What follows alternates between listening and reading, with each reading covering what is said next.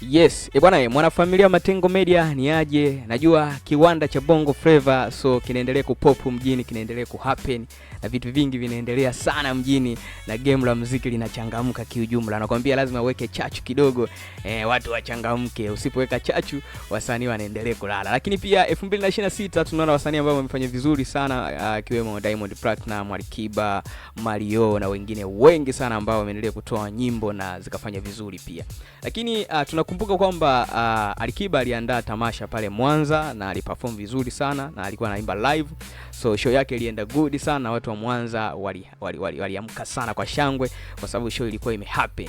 Lakini pia Diamond Platnumz aliandaa show yake pale Mwanza pia, japo haikufanya vizuri, lakini wachambuzi ni wengi mjini waliendelea kuchambua, kutia chumvi kidogo, kukoleza. Si unajua siku hizo wachambuzi na wenyewe wanalipo bwana.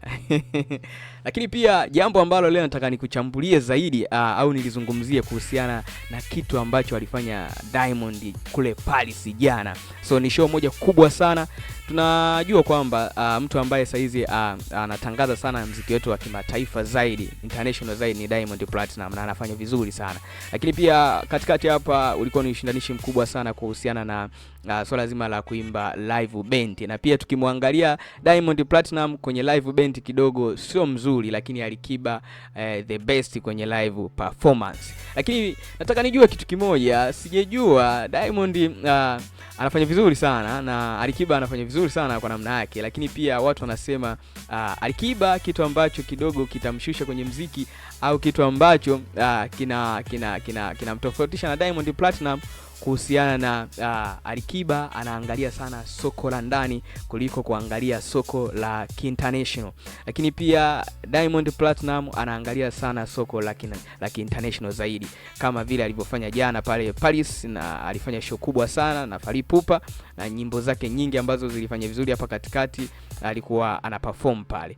Lakini pia sijajua Alikiba king wa Bongo Flava kapewa na nani, lakini tunajiuliza maswali mengi sana, lakini jambo litakuja pale tu kwamba mashabiki ndo wamempa king wa Bongo Flava Alikiba. Lakini kwa jambo ambalo amefanya jana Diamond Platnumz, jamani, huyu jamaa kwa maoni yako unaonaje? Anastahili kupewa mfalme wa muziki ambaye anawakilisha Tanzania? Lakini mimi nadhani anastahili kwa sababu anafanya vizuri sana, ni kitu kikubwa. Unajua mtu ambaye anajituma, unaweza sasa hivi usione jinsi gani anavyojituma, lakini akiwa yupo unaanza kumsifia.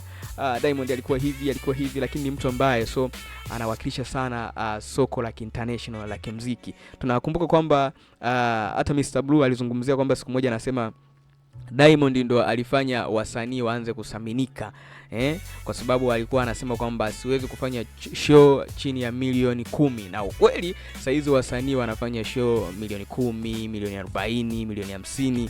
Lakini Diamond ndo ameanza pia kutembea na mabodyguard na watu wengi wakaanza kuiga kutembea na mabodyguard. Kwa hiyo ni mtu ambaye anaangalia sana soko letu la muziki liende international zaidi.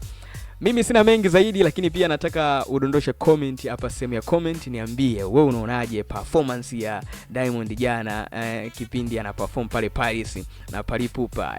Una maoni gani kuhusiana na hili jambo? Kwa sababu mimi binafsi bwana, huyu jamani hatari sana, ni mtu wa kote mbali, analijua soko la kimuziki kiujumla. Anasema kila siku jamaa analijua soko, na ndio maana hata alipoenda pale kuna vitu vyake ambavyo vilikuwa vinafanyika, yani unaona kabisa Diamond kajiachia, alafu ana performance nzuri sana.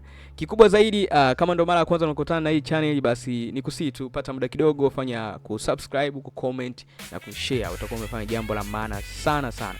Pia unaweza kutufuatilia kwenye mitandao yetu ya kijamii kama Facebook, Instagram na TikTok kama Matengo Media. Na mimi mchambuzi wako nitaendelea kukuletea report kila siku muda wote hapa Tanzania na nje ya Tanzania. Nawapenda sana guys. Ciao.